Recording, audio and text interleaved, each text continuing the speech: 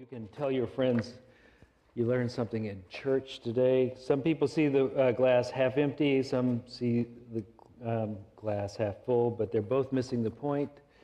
The glass is refillable, is the point. So let's talk about how to refill the glass. Unity, as you know, we're doing the book Heart-Centered Metaphysics, which was written by a friend of mine, largely quoting Charles Fillmore, taking some of his works and condensing them down into small quotations that you can digest, and then helping bridge those apart and making pretty much the unity philosophy laid out here in one simple book. We're only going to do about this much of it, so if you're intimidated by the thickness of the philosophical book, don't be too much. We're only doing a little bit in this first thing.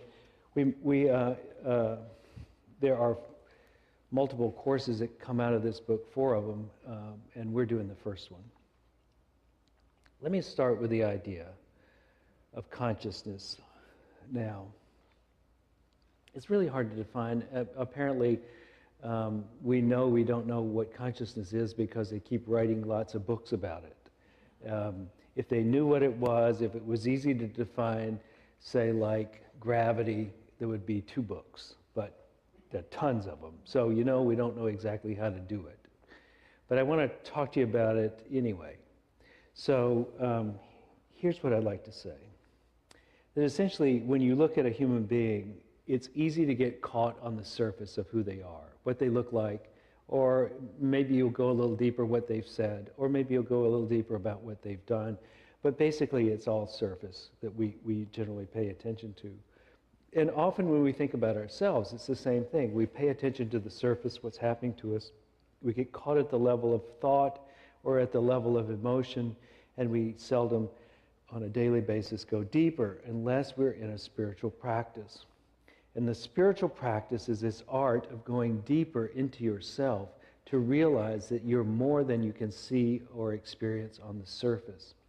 And that there is much, much more to you than just that. Now, this is the same process, or parallel to the same similar process that's happening in physics, in which they talk about things on the surface, and then they go progressively deeper and deeper. Let me talk about the idea of the fields, a series of fields that are different, that go deeper and deeper. One thing a field is not, essentially, is a pool table with billiard balls on it, and you strike one with a cue, and it hits another one, and it hits another one, and something happens. That's not the idea of a field. A field is more like a pail of water with corks in it. And you hit one cork, and even though it doesn't touch the cork on the other side of the pail, that cork starts to vibrate too. And that's a field. It's something that happens at a distance. It doesn't have to be touching to have the effect. Generally there's something that is the medium of the field. So like the ocean, water is the medium of the waves that are on the ocean, but it has something in it, and the field is affected by something that happens here at a distance without actually touching it. That's a field. And there are layers of field in the physical world. So generally they talk about 4, the electromagnetic field, which encompasses light and everything that has magnetism, etc. That's sort of that wavy thing. And then we have the strong and the weak force, which inside the subatomic particles, but inside atoms, and then you go deeper in the understanding, and then there's gravity, and nobody's quite got that nailed down as how that relates to all the other ones. And what they're trying to do is find a field, a way of describing all of that, in which each one of those fields is now a cork in the field of something else. So can you get that? You got the field, which is like a pail with corks in it, and then you got a bunch of fields, and you want them to be quarks, right, in a bigger field. This is my explanation. So if it's not true, sue me. Anyway, so you got the field, you want to, what they're trying to find is a field that holds all the fields, called the unified field, the field that underlies all fields. That's the great quest in physics. It's also the great quest in spirituality. So we have our exterior, we have our thoughts, our feelings, our actions. You might think of those as three different fields. Obviously, they're influenced by other things at a distance. You know, you don't actually have to touch me to change my thoughts, cause a different feeling, or get me to do something, right? But you will influence me, right? They're all fields. What we're looking for is the unified field that also is the field that governs the unconscious bodily functions that happen, the subconscious field where things happening. We're in our subconscious. We're looking for the thing that holds all those things. And the thought is that if you can get down into the field in physics of the unified field, then you can unite everything, and you will have a powerful way of explaining the world. And as we have found, every time we really understand the world, we then have power with it or over it or to it. And so now that we understand the quantum field a bit in physics, we are using quantum quantum mechanics to run lasers and computer chips and a lot of things that are very important to us today, which we couldn't do before we understood the field. And in the same way, in our spiritual life, when we get to the place where we come to the unified field of ourselves, we will be a much more potent being. Now, on the surface, the different layers of ourselves, on the surface, we are broken. We have a personality, but if you ever observe your personality, you'll find that there are actually many personalities in there. Anybody confessing to their own schizophrenia, right? It is the most common thing in the world to actually have multiple parts within yourself. It's really, really rare to not have that, to be one thing. And so if you go, I can't believe I said that, you're probably right. You can't believe you said that, but it probably wasn't the one who says, I can't believe it, that said it inside you. It was another one. That one just jumped up and said something, often triggered by something in the field, right? I can't believe she did that to me. I just had to say something, right? That one. Then there's the one who's more in control, and then there's the one that's loving, and there's a bunch of us. It's a village. It takes a village to be a human being. But we're looking for something that unifies all of this. We're looking for that. And so our deepening in our spiritual practice is about going down to the place where the village begins to coalesce into a one understanding, there's something deep underneath it that is so.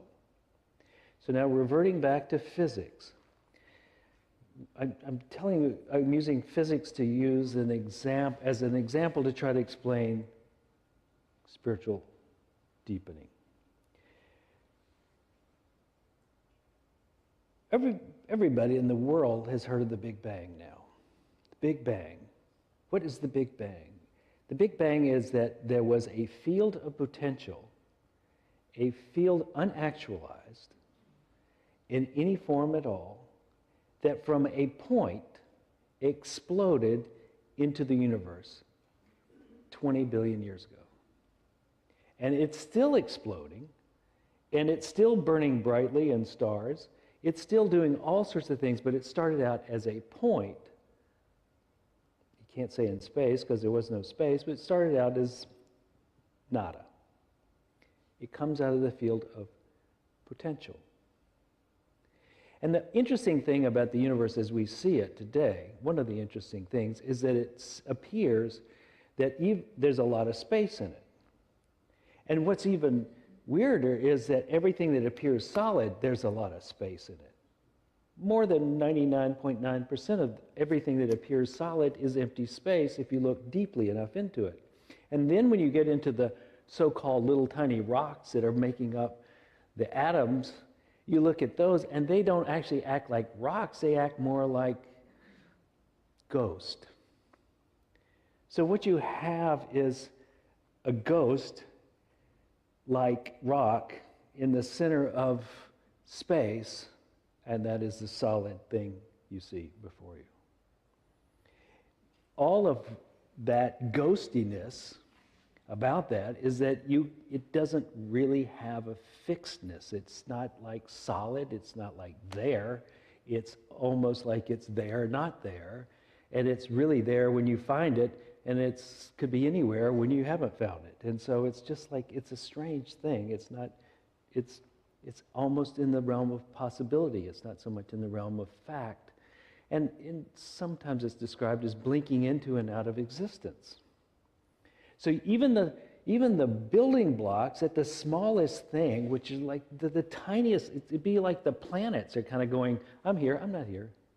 I'm here, I'm not here. The moon's not there unless you see it. Then it's there. But if you don't look for it, it's not there. That would be like the level of it if we were shrunk small enough to sit on one of those rocks. It's a curious world when you really get down to it. And it kind of makes sense if it comes out of a world of pure potentiality. It's not like we had a lot of mass sitting around and then we made something. It's like it just kind of unfolded, and it's still unfolding out of the realm of pure potentiality on a constant basis. It's like that. That's what it is. And that's us too. I think that's also us on a spiritual level. We have the divine, we have whatever that is, that level of pure potentiality, something that cannot be defined very easily, that we can't really get a good grip on. Many people say, if you want to talk about God, you say what God is not. God is not limited by anything. God is this unbelievably different thing, or this spirituality, or the divine, or the nothing, as in Jewish mysticism, the nothing. This is what we come from. And yet it supports all this manifest expression of consciousness which is in us, which on the surface is our personality and has the subconscious. Now, is this getting too deep? Right? You notice what I'm trying to say in brief is this. There are many layers to each of us. We're really deep and complex. And that if we do spiritual practice, we allow ourselves to go from the surface to the depth of who we are, and the deeper authority you have in your life. And so you become the field that supports the corks instead of the cork itself. I'd rather be a hammer than a nail. You know that phrase? You become you're in the place of power. Not over others, the power of influencing yourself. Now, there's been studies done by Transcendental Meditation, and it was written down in this book called The Maharishi Effect, which some of you might have heard of, where if you have 1% of the population meditating at depth, you will have a ripple effect through society. And that ripple effect will be quite good. And it will affect crime, health, pollution, weather, marriage, divorce, myriads of corks that sit on this field. Myriads of corks. You don't have to meditate on marriage or on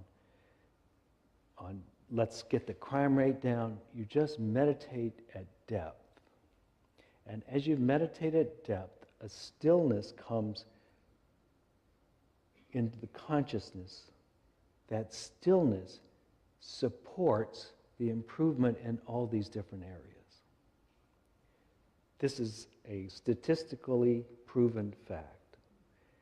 1% of the population meditating at depth changes the population to a very easily readable degree. Pull that meditating group out, put them in another city, that city will have salutary effects, and the city before where they were will revert back to the mean of where it was. When you find depth, you find power and grace. And so spiritual practice, deepening in your consciousness, is a way of bringing power and grace to yourselves, but also to the community around you. And so when the Fillmores are advocating that you change your mind and stop looking outward and start looking inward, what they're asking you to do is not to become less practical in your world, but to become more practical. To go not from the place of effect, not to the level of corks, but to the level of the field that affects the corks. And so you bring your attention inward and ask the penetrating question of who am I, or more precisely, perhaps, what am I? What am I? What is this that's having this experience? What is that? That is a way of going deeper. You say affirmations and denials, which allow the mind to align to a higher way of understanding yourself. You do any form of deep meditation in which your mind begins to still and to quiet. Starting with the breath, for instance, you can do the breath to the point of stillness. And when that happens, there is a change in the field of who you are, and that affects you and the world around you. And that is why we do spiritual practice, and why we attend ourselves to spiritual ideas, and why we would study metaphysics, and why we would be in discussion groups about it, is so that the mind can wrap itself around the ideas, can do the practices that take you there, that you can go deep enough that you come to be at one with the field, and the field is healed and improved by your presence. That's you. So I have a one-liner for you. In theory, there is no difference between theory and practice, but in practice there is.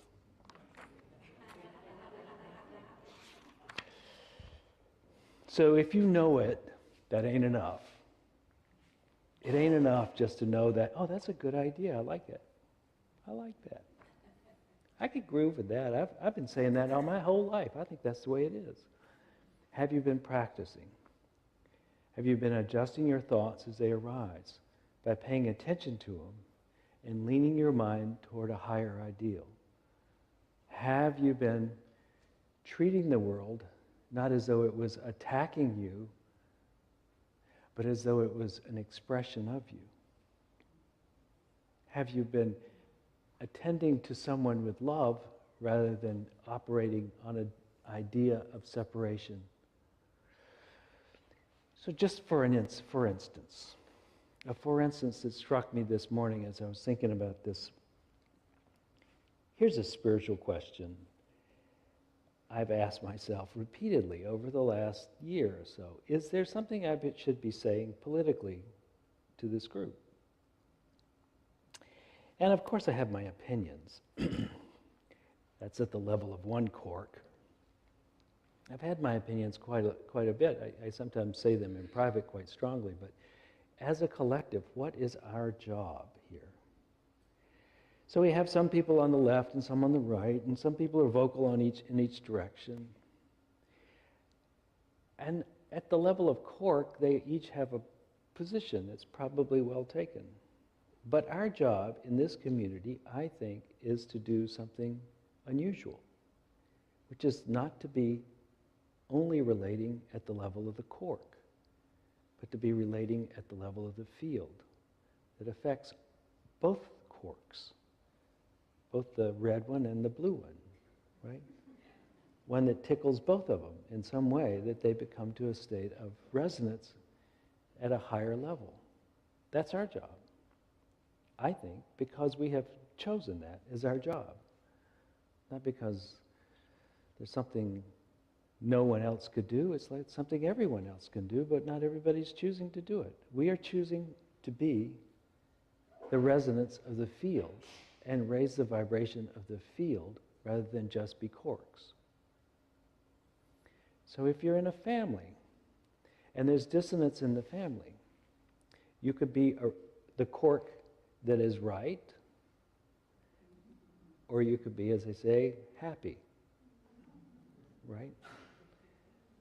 You could resonate at the level of the field, which supports all, or you could be one cork or the other.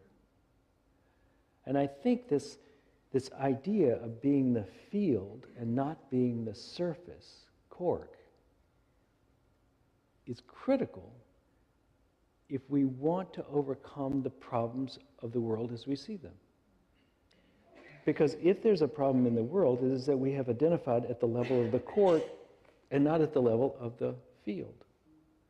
We identify as individuals and not as divine beings or as members or waves on the ocean of God. And so the other waves or other corks out there, they're not us. And that is to our detriment and to theirs. But if we could come deeper into this level of realizing who we really are, deeper, we are this. We are truly, each one of us is a cork in our own lives. I am the cork of my own life. But I'm also the field. And spirituality is the progression from the cork to the field. And progressively to deeper and deeper fields. That's physics, that's spirituality, that's the game of life. Go deeper. Go deeper. Identify with greater, not lesser things. Identify with the higher concepts, of which unity would call divine ideals, divine ideas. Identify with those rather than with the lesser. The field of creativity, with the field of potential, with the field of love, with the field of oneness. This is where we're headed, not into the corks of life which keep us separate. It's not an easy game, and it's not one we win every time, but it should be our goal to be the presence, not the cork. Let us pray.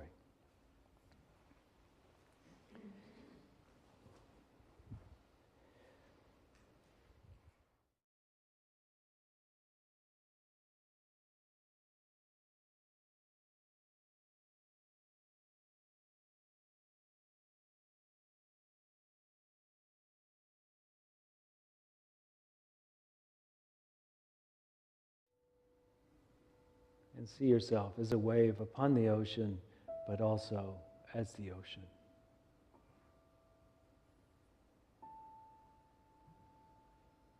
Imagine yourself as a field of pure potential, and not just the manifest world.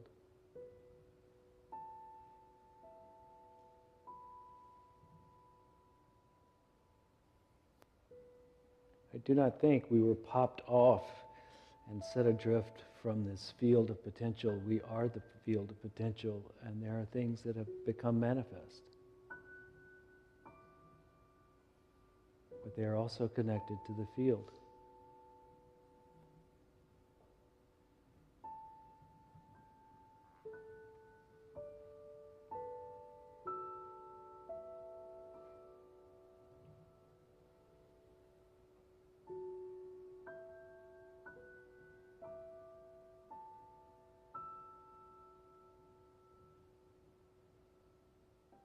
One way to do that is to recognize you're having a thought, and a cork has popped to the surface as that thought. Now follow back where that thought came from, asking the question, who had the thought? And the obvious answer will be, I I'm having that thought. I am. And then ask the question to go deeper. What am I? Or where did I come from? And follow that back. And go deeper.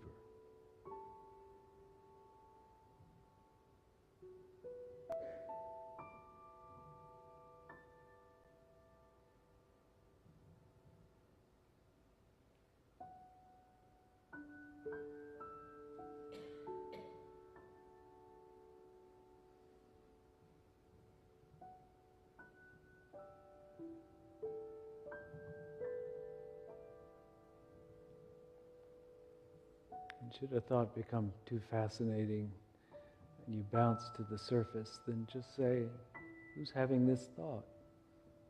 I am. From where did I come? And go deeper.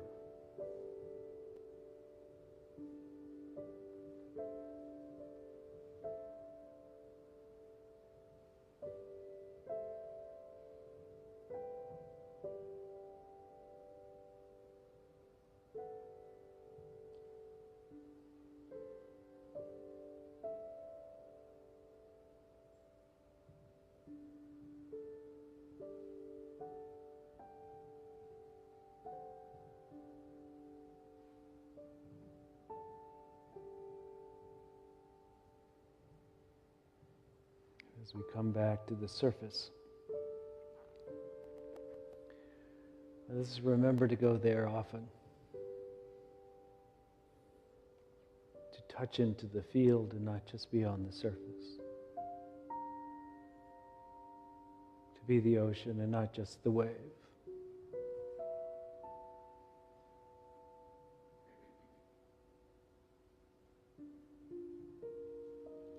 And so it is.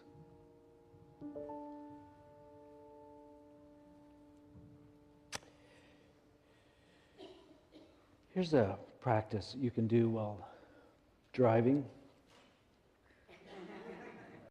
or walking. Actually, you can do it while driving. I've done this while driving. The one thing I cannot seem to do while I'm doing this, while I'm driving, is speed.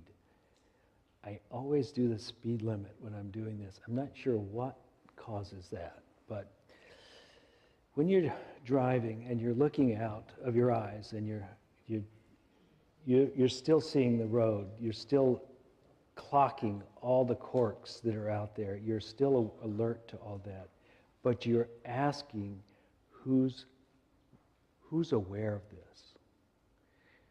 And you just keep that question going while you're looking.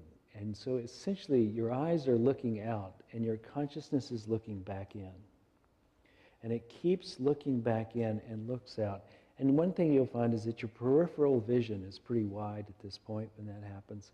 And you're moving through life, and in some ways, at some times when you're driving, it will stop looking like you're pushing through life, and it will look like all of life is coming at you. And you're just sitting still, and it's coming at you. And part of what's happening is you're getting identified with the field, and all the corks are just passing through, right? You're the ocean, the waves are coming over the surface, big deal. We'll give you a way of meditating while you're in the car or while you're walking. So if that works for you, I'd love to hear you come back and tell me. If you have a total, your car or anything, I don't want to hear about it. But so another way of getting you to a deeper level is to learn to pray in a way that acknowledges the depth of who you are rather than just the surface, right? So on the surface, we pray to God, God, give me this, right? Give me. Make it go away. Do something, right? That's a surface way of talking. There's a deeper way of talking, and Mimi's going to do a class starting, I think, on Thursday, the 1st of November. And it's a way of talking that identifies with the ocean rather than the wave. So it's a beautiful way. It's kind of like a preliminary. If you want to be a prayer chaplain, that's what they do. So when you go in the corners of the room and you go say, I've got this problem. I got, my dog is sick or something. They're not going to pray with you like, oh, please, God, help this person have a healthy dog. They're going to come from the place of knowing that the field would know, not the cork. Subtle shift, but an important one. So if you're interested in either one of those things, please try them out. Okay, we're going to take up an offering. And this, too, I would like us to try to do as often as we can to treat our finances from the level of the field rather than from the level of the accountant, right? It's not just counting. It's not just numbers. This is an expression of life. And so when we do the giving, as we do it here, this is a good place to practice. You do it with this idea of being the field rather than being the one who has a limited supply, right? That's part of the reason we do tithing here, is it takes you out of this tight little grip into the expansive state of the field. So, with that, let's say these words together. Together, divine love as me blesses and multiplies all that I am, all that I have, all that I give, and all that I receive. So it is.